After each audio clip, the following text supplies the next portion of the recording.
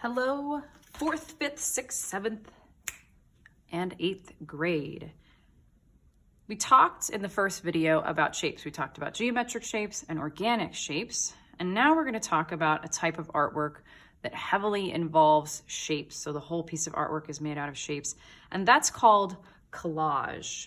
Okay, a lot of you have seen this word before right there. Collage. Collage is when you cut paper to make a picture. So for example, this is a collage.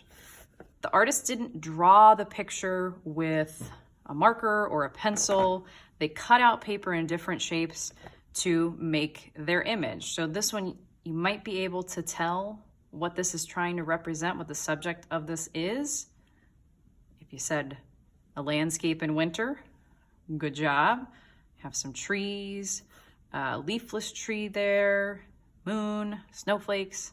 So all of this was done with just different cut paper. Now, I know that you guys at home don't probably have paper this big, and you probably don't have all of these shiny things and I don't expect yours to be this big, first of all, and I don't expect yours to have all this different variety of paper. If you have stuff like that, awesome. If you don't, use cardboard, cereal boxes, use junk mail, use wrapping paper, use anything that you're allowed to use, that mom and dad say is okay, but use anything that you can find that's paper-like that you can cut, okay? Everything works good.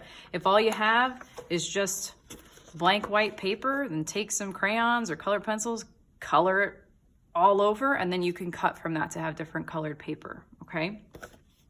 So I want to talk to you about an artist today who really did a lot in collage. His name's Henri Matisse. I have it right here too because it might be a little easier to see. Henri Matisse.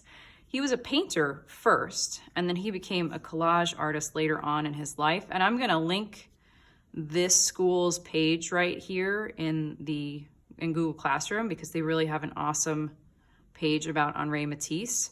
So there he is painting. You can see how his artwork started off. So he used lots of colors, lots of vibrant colors. You can see his brush strokes. He was really into pattern. See stripes, wavy stripes back there, lots of pattern. But as he got older, he became sick. There's some videos you can watch too on here, but just kind of browse through it. As he got older, he became sick and he ended up in a wheelchair and he wasn't able to paint anymore. He couldn't physically do it. So he said what he was doing was painting with scissors. So he used paper and scissors and he collaged in order to make his artwork. So his artwork changed a lot. Even at one point in his bed, you can make artwork anywhere. So his artwork changed a lot into a lot of organic cutout shapes. Okay. So he didn't let the fact that he wasn't able to move and do things in the way that he used to be slow him down from continuing to make art. He just found a different way to do it. All right. So what I want you guys to do is think of a subject that you want to loosely represent in a collage. So maybe as the viewer, I won't even know what subject it was. It can be abstract, which means it's not a picture of something that looks realistic. It can be just shapes and colors blended together. So I already showed you this one. The student had a winter subject kind of theme in mind. This one here, this one's more abstract in my opinion. You can't exactly tell what's going on, but if you look really closely and you look at it for a while, you might be able to see this as a bug and these as grasses and flowers. And when I first looked at the student's work, it took me a little bit of time and they explained it to me. So I don't have to immediately know what's going on in your artwork. The viewer of art does not always have to know exactly what they're looking at to enjoy it. Another wintry kind of subject matter. They try to represent looking out of a window right here. You see a lot of organic shapes in this, a lot of organic shapes. This one, the subject's a lot harder to pick out.